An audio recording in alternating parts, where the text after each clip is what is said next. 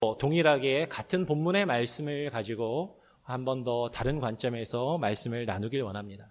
지난주에는요, 다말이 우리가 생각하는 것처럼 도덕적으로나 윤리적으로 부정적으로 평가될 것이 아니라 의로운 여인이고 하나님의 그 구속의 사역을 이루어가는데 정말로 귀하게 쓰임받은 여인이라는 것을 우리가 함께 살펴보았어요.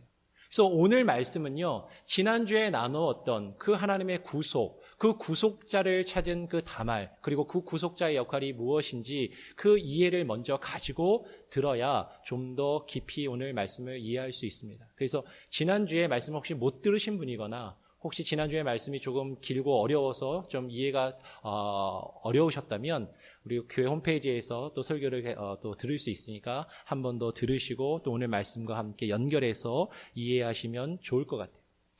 오늘은요, 특별히 지난주에 말씀드렸던 것처럼 유다와 다말의 이야기가 요셉 이야기의 한 중간에 들어가 있습니다. 그런데 왜 그 요셉 이야기 한 중간에 이 유다와 다말의 이야기가 있는지 그 내용을 살펴보길 원해요. 그리고 유다가 그 요셉 이야기의 가운데서 그 요셉 이야기 전체에 걸쳐서 이스라엘 그 가문, 이스라엘이라는 그 하나님의 나라 백성의 구속과 그 구원을 위하여 어떠한 중요한 역할하는 구속자로 그 역할이 변화되었는지를 우리가 함께 한번 살펴보길 원합니다. 그런데 유다가요, 처음부터 그 가족, 그 이스라엘의 가문, 그 하나님의 나라 백성들을 위한 구속자의 모습을 가지고 있지 않았어요. 그가 변화되었던 것을 보게 됩니다. 유다가 변화될 수 있었던 그 가장 큰 계기가 바로 이 다말의 사건을 통하여 그에게 놀라운 변화가 일어났던 것을 우리가 확인할 수 있습니다. 유다는 원래 어떤 사람이었냐면요, 자신의 체면을 너무나도 중요하는 사람이었어요. 그리고 자신이 다른 사람 앞에 자존심을 세우며 그 자존심을 숙이기를 원하지 않았던 사람입니다. 그리고 말은 정말로 그럴듯한 사람이었어요. 그런데 그 말과 행동이, 그 마음이 일치되지 않는 위선적인 모습을 가지고 있었던 것을 우리가 발견하게 됩니다. 우리가 한번 37장으로 한번 다시 한번 돌아가 보면 37장 27절에 보면요, 유다가 이제 다른 형제들이 요셉을 막 죽이려고 할 때 유다가 형제들을 설득합니다. 우리가 요셉을, 형제를 죽여서 무엇이 좋겠느냐? 그 형제를 죽이지 말고 살려주자라고 그렇게 이야기를 합니다. 그런데요, 유다가 그 동생 요셉을 살려주자라고 이야기하지만요, 근데 그 다음에 뭐라고 이야기하냐면 그를 무사히 데려다가 아버지 품으로 우리가 다시 데려가자라고 말하는 것이 아니라 그를 이스마엘 상인들에게 팔아 애굽으로 보내버리자라고 그렇게 이야기를 한다라는 것이에요. 이 유다의 모습은 그 앞에서 보면 37장 22절에 보면 그 장남이었던 르우벤이 요셉을 그 형제들의 손에서 구하여서 아버지에게 돌려보내려고 했던 것과는 사뭇 대조가 되는 모습이다라는 것이죠. 그리고 그 뒤에 29절을 보면 37장 29절의 말씀을 보면 유다는요, 장남 르우벤이 없는 사이에 그 요셉을 살려서 아버지에게로 데리고 가려고 했던 그 르우벤이 없는 그 사이에 형제들에게 말해서 죽이지 말고 그냥 애굽의 종으로 팔아버리자라고 그렇게 이야기를 하게 됩니다. 잘 보면 유다가 요셉을 살려주자라고 하는 것은 다른 형제들은 죽이자 그러는데 뭘 죽이냐, 왜 우리가 그런 악을 저지르냐, 살려주자라고 이야기하는 것은 유다가 좀 나은 모습을 가지고 있는 것 같아요. 그런데 유다는요, 정말로 요셉을 사랑해서, 요셉을 정말로 아껴서 그 요셉을 아버지에게 무사히 데려가기를 원해서 요셉을 살려주자라고 한 것이 아니었어요. 나는 다른 형제들이 다 죽이자고 해도 나는 죽이지 않을 거야. 얘를 살려줘야지. 그런데 요셉을 사랑하고 그를 다시 자신의 가족으로 인정하며 아버지와 함께 한 집안에서 있기는 원하지 않았던 것이죠. 그래서 요셉을 이제 팔아버리자라고 이야기합니다. 그래서 그 뒤의 모습을 보면 이 유다는요, 다른 형제들과 함께 요셉의 그 채색 옷에 염소의 피를 묻혀서 아버지에게 갖다 주게 돼요. 그리고 그 염소의 피를 묻힌 그 요셉의 옷을 보이면서 요셉이 마치 죽은 것처럼 아버지를 속이게 됩니다. 거짓 증거를 아버지에게 보이는 것이죠. 아버지를 속이고 이제 그 형제를 없애는, 죽이지는 않지만 그 형제를 이제 자신과 함께 있기를 원하지 않는 그 유다의 모습을 보게 됩니다. 이런 유다의 모습이 그 뒤에도 계속 발견이 돼요. 그 뒤에 이제 38장으로 넘어가면요. 38장에 그 후에 유다가 자기 형제들을 떠납니다. 자기 형제들로부터 떠나서 이제 가나안 사람 수아라 하는 자의 딸을 아내로 삼게 되는 것을 보게 돼요. 오늘 38장 1절에 보면 이렇게 이야기해요. 38장 1절에 그 후에라고 이야기합니다. 그 후에. 그 후에는 언제예요?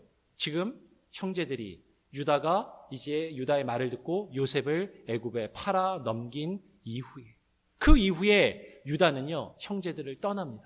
그리고 이방에 가서 이방의 여인과 결혼해서 사는 것이죠. 어떻게 보면 유다의 속마음은 이럴지 몰랐어요.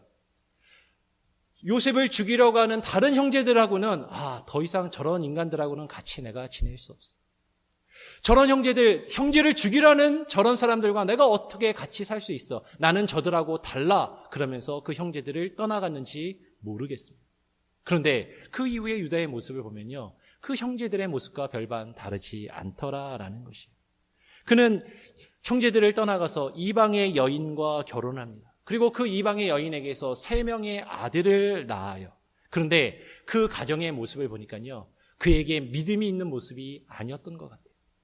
그는 자녀들을 믿음으로 양육해서 믿음 안에서 하나님의 뜻을 따르는 하나님의 사람으로 키운 것이 아니라 하나님 앞에 범죄하며 하나님 앞에 죽임을 당하는 그런 처지를, 그런 결과를 만들어냅니다. 사실 이것을 보면은 유다는요, 가장으로서 실패했다라고 말할 수 있다라는 것이죠. 유다의 아들인 첫 번째 아들 엘과요, 두 번째 아들 오나는 우리가 지난주에 살펴보았던 것처럼 여호와께서 보시기에 악을 행합니다. 어떤 악이죠?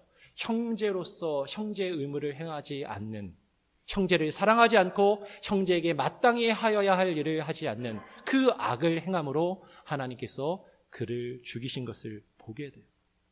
이제 유다는 2명의 아들을 잃었습니다. 2명의 아들을 잃은 유다는 자신의 그 책임을, 그 아들이 2명을 잃어버린 그 책임을 자신의 며느리 다말에게 돌리고 있다라는 것이죠. 내 아들 2명이 죽었어. 첫째 아들도 죽고 둘째 아들도 죽었는데 그 원인은, 그 책임은 저 이방의 며느리 다말 때문인 것 같다라는 마음을 가지고 있어요. 그리고 자신의 셋째 아들을 그 다말에게 이제 허락하기를, 다말에게 장가드리기를 원하지 않는 것입니다.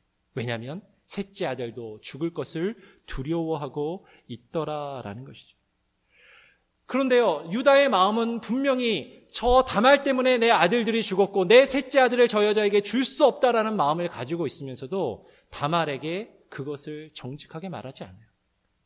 점잖게 그럴듯하게 말합니다. 뭐라고 이야기하죠? 아직 내 아들이 어리니까. 아직 내 아들이 너에게 씨를 줄 수 있는 그 의무를 할 수 없으니까 좀 더 기다리라라고 합니다. 기다리라고 했는데 장성하였어도, 셋째 아들 셀라가 장성하였어도 그 며느리를 부르지 않아요. 그냥 계속 기다리게 내버려둡니다. 그 자신의 아들의 며느리에게 행하여야 될 구속자로서의, 고엘로서의 그 의무를 다하지 않고 그저 그를 속이고 방치해두고 그냥 그대로 남겨두었던 유다의 모습을 바라보게 돼요. 오히려 유다는요, 그렇게 그냥 그 며느리를 방치해 두었다가 이제 자신이 창녀로 여겨서 임신을 시킨 그 다말이 행음을 하여서 임신하였다라는 소식을 듣고서는 그 다말을 죽이려고 합니다. 그 다말을 죽이려 들어요. 우리 같이 한번 38장 24절 말씀을 함께 한번 읽어보겠습니다. 38장 24절. 앞에 스크린에도 나올 것 같은데요. 같이 한번 읽어보겠습니다. 38장 24절 시작. 석 달쯤 후에 혹이 유다에게 고하여 가로되 내 며느리 다말이 행음하였고 그 행음함을 인하여 잉태하였느니라. 유다가 가로되 그를 끌어내어 불사르라 라고 이야기합니다. 유다는요, 지금 자신의 며느리 다말이 행음했고 그 행음한 결과 임신하였다는 소문을 들어요. 그 소문을 듣고 화가 납니다. 아니, 어떻게 우리 가문에 이런 일이, 우리 가문의 명예를 더럽히고 더럽힌 저 여인을 도저히 살려줄 수 없다라고 생각하고 어떻게 해요? 끌어다가 불태워 죽이라고 얘기합니다. 불살라 죽이라. 그런데 여기서 우리는 한 가지를 생각해 봐야 돼요. 유다가 소문을 들었는데요. 오늘 성경에 보니까 유다는 그의 며느리 다말이 행음함을 들었다라고 이야기합니다. 행음함. 근데 이 행음함이 우리말로는 잘 나타나지 않는데 히브리어 원어로 보면 제누님이라고 얘기해주고 복수 형태로 되어 있어요. 복수 형태. 그러면 뭐예요? 행음을 한 번 한 게 아니라 행음을 여러 번 행음을 계속했다라는 그런 소문이 유다에게 들려왔다라는 것이죠. 우리가 아는 것처럼 다말은요, 시아버지 유다와 한 번의 성관계를 가졌습니다. 그 외에는 없었어요. 그런데 소문이 어떻게 돌았냐면 다말이 여기저기 음란하게 몸을 굴리고 다니고 누구의 자식인지도 모르는 자식을 임신했대라는 그런 소문이 들리는 거예요. 근데 그 소문을 들으니까 유다가 그냥 어때요? 이제 화가 치밀어 오르는 것이죠. 그리고 그것을 도저히 용납할 수 없는 그 모습을 보게 됩니다. 그런데요, 오늘 우리는 한 가지 주목해야 돼요. 유다가 이 소문을 들은 게 오늘 성경에 보니까 언제요? 다말이 배가 부르기도 전에 몇 달쯤 지난 후에 석 달쯤 후에라고 얘기합니다. 여러분들이 많은 분들이 대부분의 분들이 자녀를 낳아서 키워보셨으니까 임신해서 석 달쯤 하면 배가 한 이만큼 나오나요? 아니요. 임신해갖고요, 석 달쯤 되면요, 이제 입덧쯤 하고 몸이 좀 안 좋다고 막 이러고 사람들이 임신한 거 아니야. 옛날처럼 의술이 발달해갖고 산부인과 가서 바로 검사하고 이런 게 아니잖아요. 그러면 이제 달거리가 조금 안 오는 것 같고 뭐 입덧도 좀 하고 혹시 임신한 거 아니야? 그럴 때쯤 소문이 도는 거예요. 근데 유다는요, 그 소문을 듣고서 그래? 우리 며느리가 그럴 리가 있나? 한번 확인해보자. 절대 이러지 않는다라는 거예요. 아니, 어떻게 우리 집안에 이런 소문이 돌 수가 있어? 아니, 어떻게 내 명예를 이렇게 더럽힐 수가 있어? 내 사람들 앞에서 나의 자존심을 이렇게 구기는 이런 얘기가 들리다니 유다는요, 그 소문의 진상을 확인하려 들지도 않습니다. 어떻게 해요? 당장 끌어내서 불살라 죽여버려라 라고 지금 유다는 그렇게 이야기해요.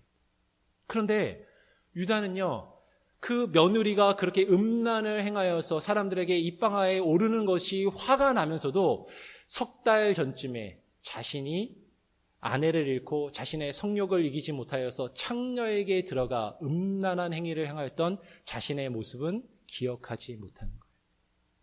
그리고 자신이 얼마나 그 음행하는 죄를 지었는지는 생각하지 않고 바라보지 못하는 모습을 지금 갖고 있다라는 것입니다.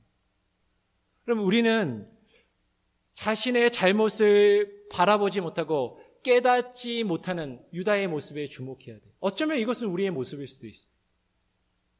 나의 자존심, 내 체면, 사람들이 나를 어떻게 생각하고 어떻게 여기는가 거기에는 관심이 있지만 내가 정말로 얼마나 추하고 악한 모습을 지니고 있는지에는 별로 신경 쓰지 않는 그 모습을 유다가 가지고 있다는 거예요. 그리고 다말에게 행하여야 될 그 책임을 유다가 지금 저버리고 있다라는 것입니다. 그런데 이 유다가 변화가 돼요. 유다가 새로워지는데요, 다말을 통해서 눈을 뜨게 됩니다. 다말을 통해서 자신의 죄악과 잘못을 발견하는 일이 이루어지게 된다라는 거예요. 유다는 이제 다말이 얼굴을 가리고요, 에나임 문이라는 곳에 앉아 있는 것을 보고 창녀로 여겨서 다말에게 들어갔어요. 오늘 성경 말씀을 보니까 지난주에 읽은 것처럼 다말은요, 그 과부의 의복을 벗고 면박으로 얼굴을 가리고 몸을 휩싸고 딥나 곁에 있는 에나임문이라는 곳에 앉아 있습니다. 그런데 이 에나임문이라는 곳이요, 이 이름이 상당히 의미심장합니다. 에나임문이 우리말로 그냥 에나임문 이렇게 번역해 놨는데 히브리어로 페타크 에나임이라고 얘기해요. 페타크 에나임. 근데 페타크라는 말이 게이트, 문이라고 번역될 수도 있는데 원래 뜻은 뭐냐면 오프닝이라는 뜻이에요. 열리다. 그리고 에이나임이라는 말은 두 눈이라는 뜻입니다. 두 눈이 열리는 거. 두 눈이 열려지는 거. 근데 그 두 눈을 뜸이라는 의미를 이 에이나임이라는 지명이 갖고 있어요. 그런데 그 에이나임 문에서요, 정반대로 유다는요, 눈이 가리워졌습니다. 유다는 자신의 얼굴을 가리고 그곳에 앉아있는 다말을 보고요, 그 다말이 며느리라는 것을 알아보지 못했어요. 물론 얼굴을 가렸으니까 못 알아봤지, 이렇게 생각할 수도 있지만, 그가 조금 더 관심을 기울이고 그를 주목해서 봤다면 성관계를까지 가졌는데, 그가 며느리라는 것을 깨닫고 발견하지 못하게 됩니다. 그저 그 길가에 얼굴을 가리고 앉아있는 여인을 보고 창녀로 여기고, 창녀로 보고, 창녀로 생각해서 그에게 들어가 음란한 일을 행하게 된다라는 것이죠. 비록 다말이 얼굴을 가리웠지만요, 실제로 우리는 무엇을 보게 되면 유다의 눈이 가리워졌다라는 것을 보게 됩니다. 유다는 눈이 가리워졌어요. 눈이 가리워져서 자신이 지금 필요로 하는 것, 자신의 욕구를 채울 수 있는 것, 자신이 원하는 것을 지금 바라보고 있다라는 것이죠. 며느리를 며느리로 바라보는 것이 아니라, 며느리를 보고 며느리로 깨닫는 것이 아니라, 나의 정욕과 나의 욕심을 채워줄 수단과 도구로 생각하고 있더라라는 것이죠. 여러분, 우리의 영적인 눈이 가리워지면요, 우리는 우리의 앞에 있는 것을 바르게 바라보지 못하게 됩니다. 있는 것을 있는 그대로 바라보지 않고요, 내가 보고 싶은 대로 보는 거예요. 내가 원하는 대로 보는 거예요. 그리고 그것을 통해서 나의 만족을 추구하고요, 내가 원하는 것을 거기서 얻으려고 하는 그 모습을 우리는 가지고 있다라는 것입니다. 유다는 이제 다말에게 몸값으로 염소 새끼 한 마리를 주겠다라고 약속을 합니다. 근데 지금 당장 염소가 없으니까 염소를 주는 그 담보로 이제 다말이 유다에게 담보물을, 보증을 요구하게 돼요. 약조물을 요구하게 됩니다. 다말이 유다에게 약조물로, 담보물로 요구한 게 뭐냐면, 그가 몸에 지니고 다니던 그 도장과 도장의 끈과 지팡이를 요구했다라고 성경은 이야기합니다. 근데 이건 상당히 중요한 의미가 있어요. 우리 예전 여러분 보시 많은 분이 갖고 계신 개역 성경에는 약조물이라고 번역해놨고, 약조물, 새 개역 개정은 담보물이라고 번역해놨습니다. 담보물이라고 번역한 이 단어가 히브리어로 아라본이라는 단어인데, 이 아라본이라는 단어가 상당히 중요한 의미를 가지고 있습니다.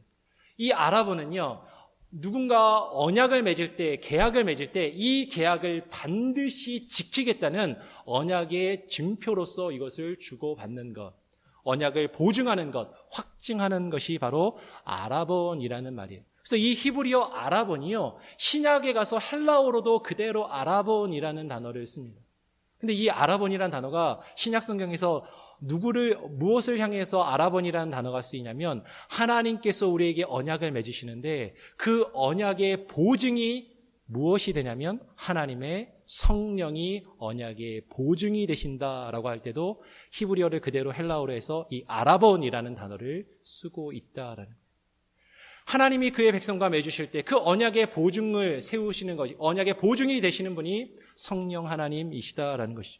물론 여기서 지금 유다에게 준 이 지팡이와 어떤 도장을 바로 성령과 연결시키는 것은 약간 어려움이 있고 문제가 있을 수 있어요. 그런데 중요한 것은 정말로 그 약속을 반드시 지키겠다는 그 약속의 증표로서, 보증으로서 이것을 이제 다말이 요구하고 있고, 유다는 그것을 주었다라는 것입니다.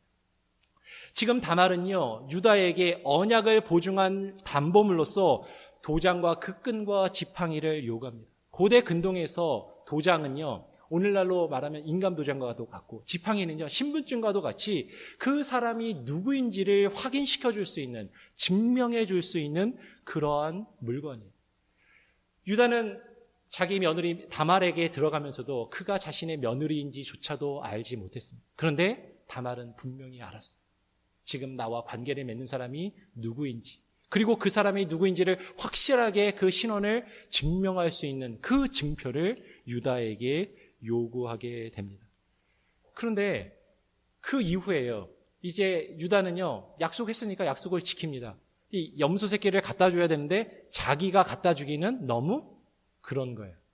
그러니까 염소 새끼를 자기가 직접 갖다 주지는 못하고 창녀한테 들락날락한다는 소문이 날까봐 자기 친구를 시켜서 아둘람 사람에게 부탁해서 자신이 약속했던 염소 새끼를 그 에나임 문으로 가져가 보내게 돼요. 근데 그 친구가 거기에 갔는데 창녀가 없는 거예요. 창녀가 없어서 찾다가 여기 창녀가 없습니까? 라고 물어보니까 이 동네는 창녀가 없습니다 라는 얘기를 듣고 이제 돌아오게 됩니다. 그리고 와서 이제 유다에게 내가 찾아봐도 창녀는 그곳에 없더라라고 이야기를 합니다. 그랬더니 유다가 뭐라고 이야기해요?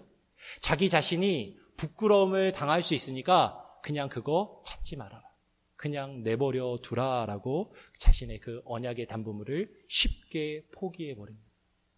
아까 이야기했어요. 그 언약의 담보물을 줄 때는요, 내가 이 약속을 반드시 지키겠다라는 표시로 그 언약의 담보물을 주는 거였습니다. 그런데 그 언약의 담보물을 쉽게 포기해요. 이것은 언약을 쉽게 포기하는 것이고 자신의 정체성을 나타낼 수 있는 그 물건을 그냥 쉽게 포기하고 있더라라는 거예요.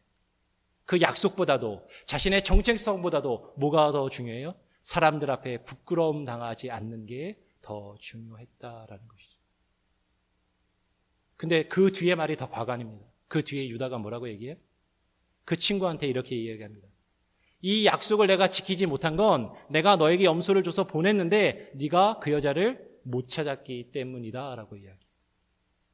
유다는요, 자기는 약속을 지키려고 했다는 거예요. 그런데 그 약속을 못 지킨 건 당신이 그 여인을, 그 창녀를 못 찾았으니까 약속을 못 지켰다라며 그 책임을 또 누구에게 돌리고 있어요? 그 친구에게 돌리고 있더라라는 것이죠. 이후에 이제 다말이 음행했다는 소식을 듣고 유다가 다말을 죽이려 들 때 그 앞에 다말이 그 유다의 도장과 그 끈과 지팡이를 내어놓게 됩니다. 그것을 통해서 이제 유다는 자신이 눈을 뜨게 돼요. 그것을 알아보면서 자신의 모습을 발견하게 됩니다. 우리 같이 성경 말씀을 한번 읽어보죠. 38장 25절 26절 말씀을 같이 한 목소리로 읽어보겠습니다. 38장 25절 26절 함께 읽겠습니다. 시작. 여인이 끌려 나갈 때에 보내어 시부에게 이르되 이 물건 임자로 말미암아 잉태하였나이다. 청컨대 보소서 이 도장과 그 끈과 지팡이가 네 것이니까 한지라. 유다가 그것을 알아보고 가로되 그는 나보다 옳도다. 내가 그를 내 아들 셀라에게 주지 아니하였음이로다 하고 다시는 그를 가까이 하지 아니하였더라. 다말이 지금 유다에게 이끌려서 유다의 그 지시대로 사람들의 손에 이끌려서 불태워 죽임을 당하는 끌려나가는 그 순간에 이제 유다 앞에 사람을 보내어서 물건을 딱 보이면서 이야기하는 것이죠. 이 물건 임자로 말미암아 내가 잉태하였나이다. 보소서 이 도장과 그 끈과 지팡이가 누구의 것입니까? 라고 유다에게 물어보게 됩니다. 그 순간에요, 유다는요, 눈을 뜨고 자신의 물건을 보고 깨닫게 돼요.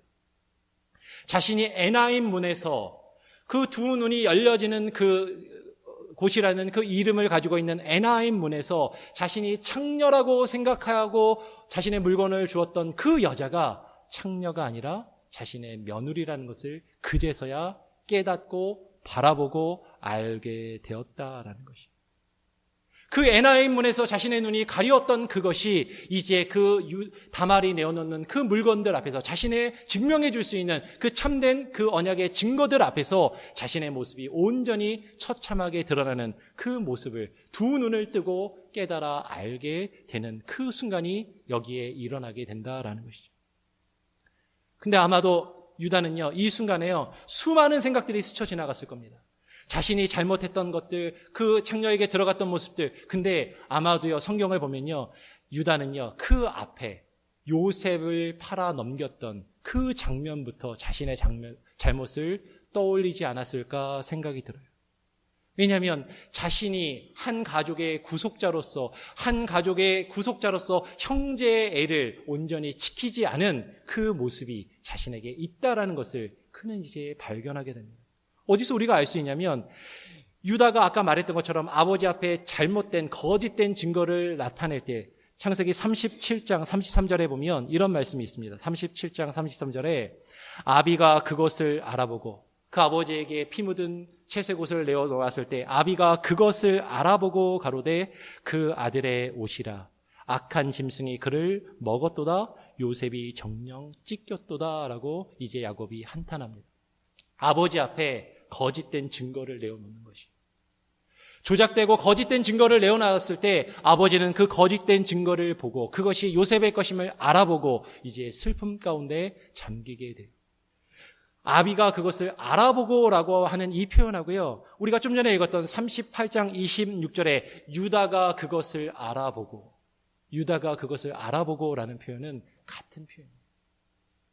거짓된 증거를 아버지 앞에 내어놓고 그것을 통해서 아버지를 속이며 아버지를 슬프게 만들었던 유다가 이제 자기 앞에 놓여있는 참된 증거를 바라보면서 자신이 얼마나 잘못하고 죄를 지었는지를 이제 깨달아 알게 됩니다. 결국 다말을 통해서 유다는 자신이 형제의 본분을, 형제에게 마땅히 해야 할 그 일들을 하지 않은 그 고엘의 책임을 다하지 않았다라는 것을 깨달아 알게 돼요. 그 고엘로서의 역할과 그 의미의 중요성을 깨달은 유다는 이제 이스라엘 전체 가문을 구하는 그 이스라엘 전체 가문의 고엘로, 구속자의 역할을 이후에 감당하는 것을 보게 됩니다. 유다는 2명의 아들을 잃었습니다. 2명의 아들을 잃고 남은 아들 1명을 지키기 위해서 자신이 며느리에게 온전히 행해야 될 그 본분을 행하지 않았던 그 유다는 이제 아버지를 통해서 자신의 모습을 발견하게 돼요. 우리가 요셉의 이야기를 따라서 쭉 읽다 보면 이후에 양식을 구하기 위해서 야곱의 아들들이 애굽에 가게 됩니다. 창세기 42장으로 한번 건너가 보겠습니다. 창세기 42장으로 가면 이제 야곱의 아들들이 애굽의 정탐꾼으로 갔을 때 요셉은요, 양식을 구하러 갔을 때 요셉은 그들을 정탐꾼이라고 몰아세우게 돼요.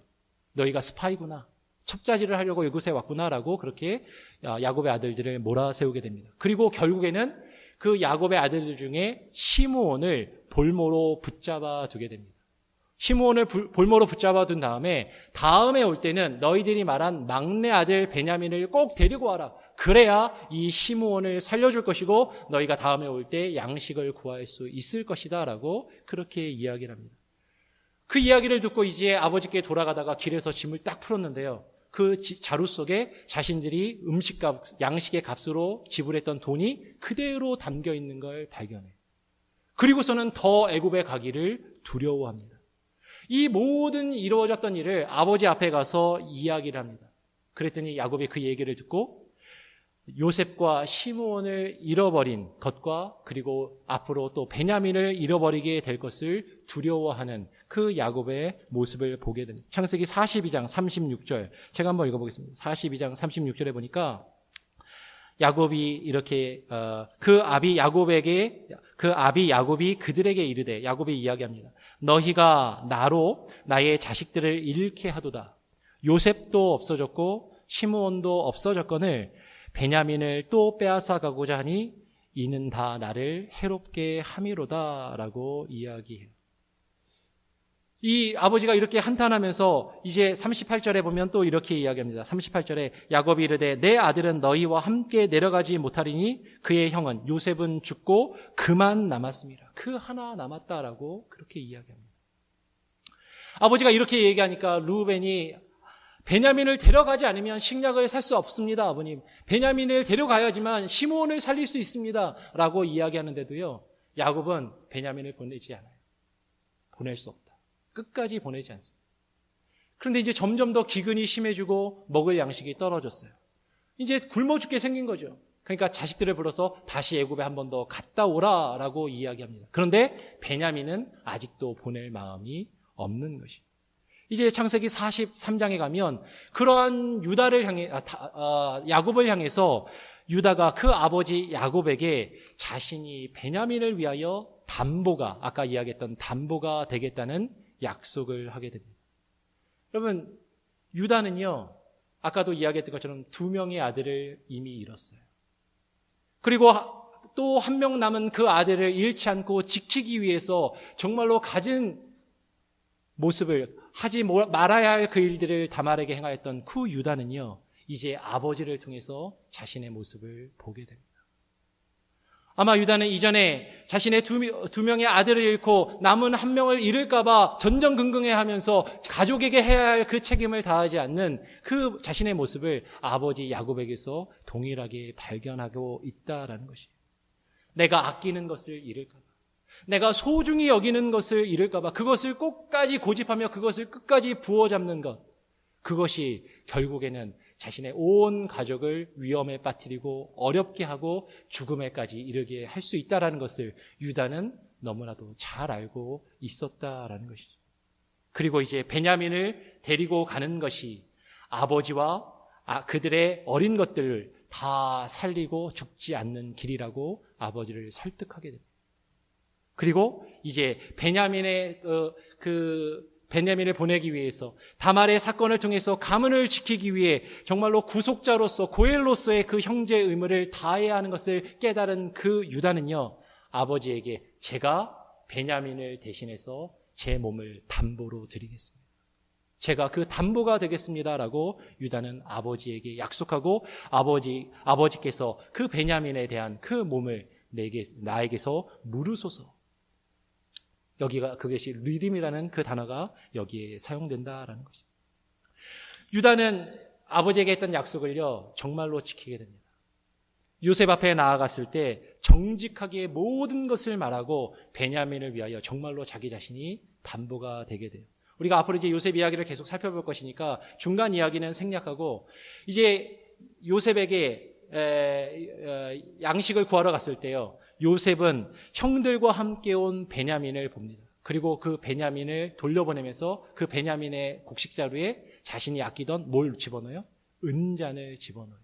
그리고 그것을 빌미로 삼아서 그 베냐민이 나의 소중한 물건을 훔쳤으니까 나의 종이 되어야 된다라고 이야기를 합니다. 그리고 이야기하기를 다른 형제들은 그냥 그대로 평안히 돌아가도 좋다라고 이야기해요. 이 베냐민만 종으로 남겨두고 당신들은 그냥 다 편안히 돌아가도 좋소라고 요셉이 이야기를 합니다. 그때 유다는요, 그냥 돌아가지 않아요. 예전 같으면 그냥 돌아갔을 텐데 그냥 돌아가지 않고요, 그동안에 자신에게 있었던 모든 일을, 요셉의 일부터 시작해서 지금까지 있었던 모든 일을 솔직하게 그 요셉 앞에서 다 이야기합니다. 그리고 내가 그 베냐민 대신 여기에 종으로 남겠다라고 이야기합니다.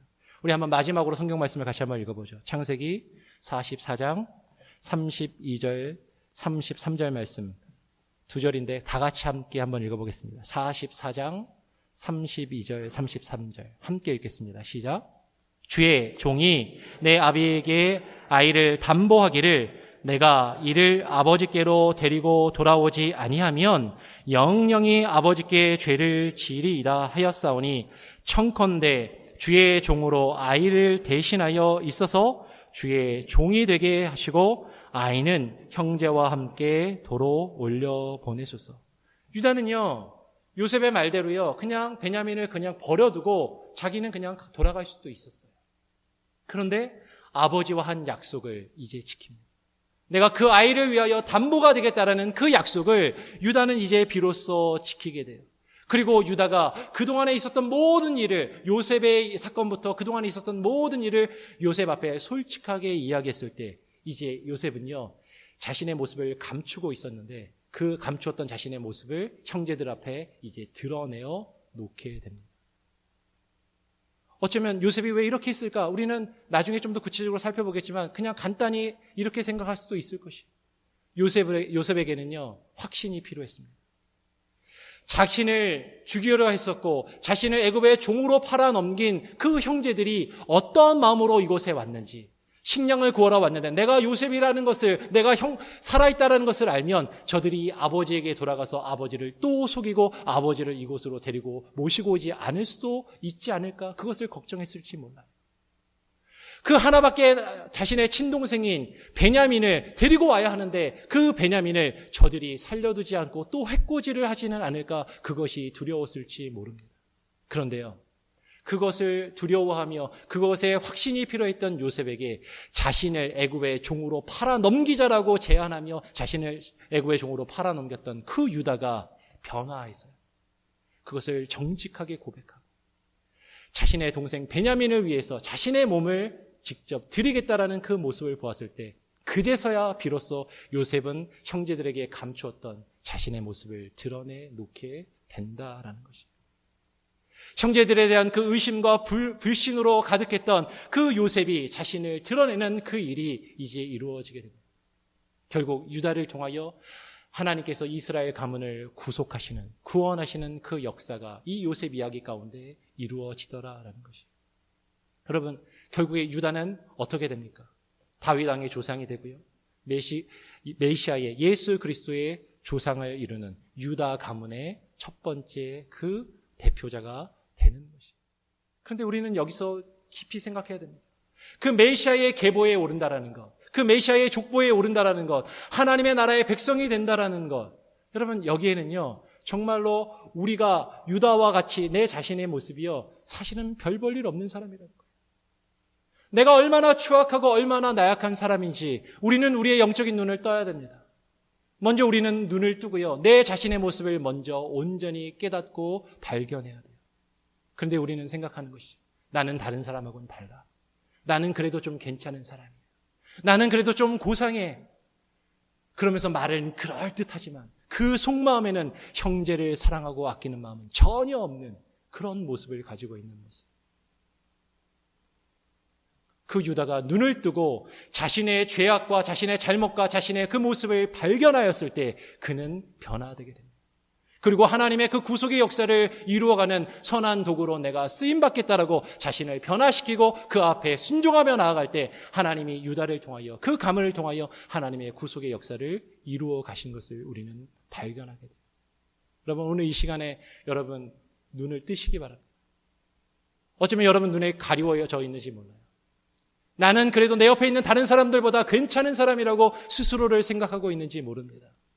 나의 체면과 나의 자존심과 나의 욕심을 위해서 무언가를 열심히 붙잡고 그것은 결코 놓지 않으면서 나는 다른 사람하고 다르다라고 생각하고 있는지 모른다라는 것이죠. 근데 하나님은 우리에게 원하시는 것이죠. 우리의 눈을 먼저 뜨고 우리 자신의 모습을 온전히 깨닫고 바라보며 우리가 주님 앞에 온전히 회개하며 변화되고 새로워질 때 하나님이 우리를 통하여, 저와 여러분을 통하여 그 구속의 역사를 이루어 가실 것입니다. 그 구속의 역사가 저와 여러분을 통해서 온전히 이루어질 수 있는 놀라운 은혜가 있기를 간절히 소원하고 축원합니다. 기도하겠습니다. 하나님 아버지, 감사합니다. 오늘 이 시간에 우리를 불러주시고 하나님께 나와 예배하며 하나님을 찬양하오니 우리의 찬양과 예배 가운데 하나님 주께서 우리에게 허락하신 말씀의 의미들을 깨달아 알게 하시고 그 말씀을 부여잡고 하나님의 뜻 안에서 우리 자신의 모습을 온전히 두 눈을 뜨고 영적인 눈을 뜨고 발견하며 깨달아가며 주님 앞에 겸손히 낮아지며 우리 자신을 주의 말씀으로 새롭게 날마다 변화시켜 나갈 수 있는 놀라운 은혜가 있게 하여 주시옵소서.